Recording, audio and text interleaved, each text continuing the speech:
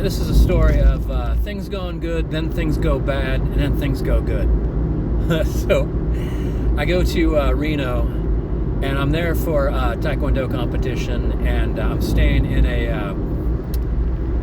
the hotel. There's gambling everywhere, but like I'm staying in a casino, and you go underground, and I go gambling, and I don't know much about gambling, and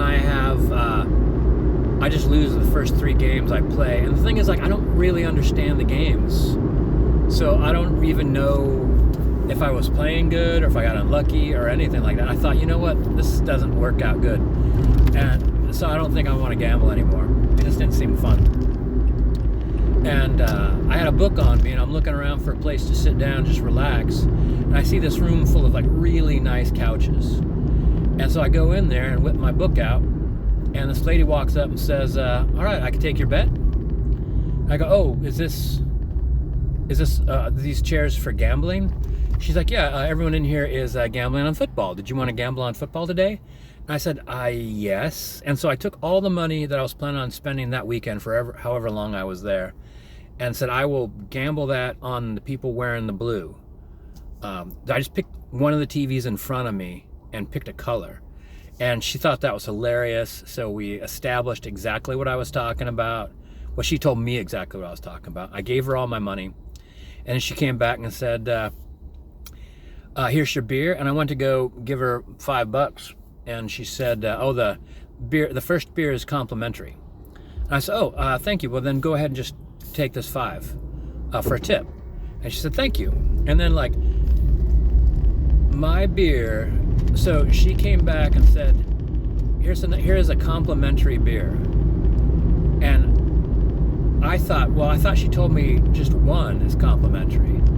So I said, oh, okay. And I gave her another $5. And she continued. My beer never got close to empty.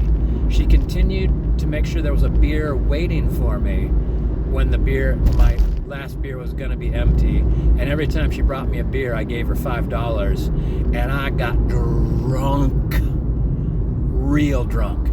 Not bad, but just drunk. So drunk that my finding my way back to my hotel room factors into this story. So I'm reading a book, I'm not paying attention to anything, but I get some level of tension, I don't know what, because it turns out people are talking about me. And finally the waitress says super loud, he's getting free beers because he's the only man in here tipping. And I think she said I was tipping 100% too. So I think the beers were $5. And so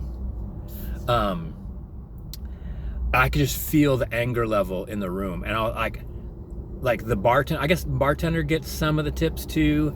So I guess she was making people walk up to him to get their beers, and I was getting table service, which was another problem. So I listened to a room full of men be angry that I'm getting treated well, and listen to her yell at them, well, like, you'd get treated well too if you guys tipped.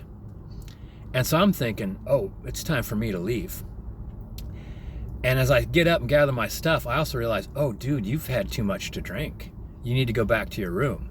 So I start leaving, like wobbling my way out, and I hear, hey! And I'm like, oh, shit. And I turn around to the bartender, and he's waving me over, and I'm like, I'm busted. And he says, dude, you're leaving without your winnings. You want your winnings, right? And I'm like, my winnings? He's like, yeah, you won. I'd forgotten that I forgot / I was distracted, but I wasn't, you get it. So I won a lot of money because the people that I bet on evidently weren't supposed to win at all. And then I try to go back to my room, and my card won't work. And so all I could think to do is just keep trying it. And this guy walks up to me and says, are you having a problem, sir? And I'm like, yeah, my door won't open. And he looks at me and says, sir, can I see your key? It's like a card. And I hand it to him, and he's like, sir, you're not in such and such hotel. And I'm like, oh, I'm not? He's like, come with me. And so so you go underground, and there's all these tunnels, and I'd gone underground in my hotel into its casino, and then walked through a tunnel into another casino, and then got upstairs into their hotel and tried to get into a room. Well, I just tried to unlock it. I wasn't trying the door handle or anything.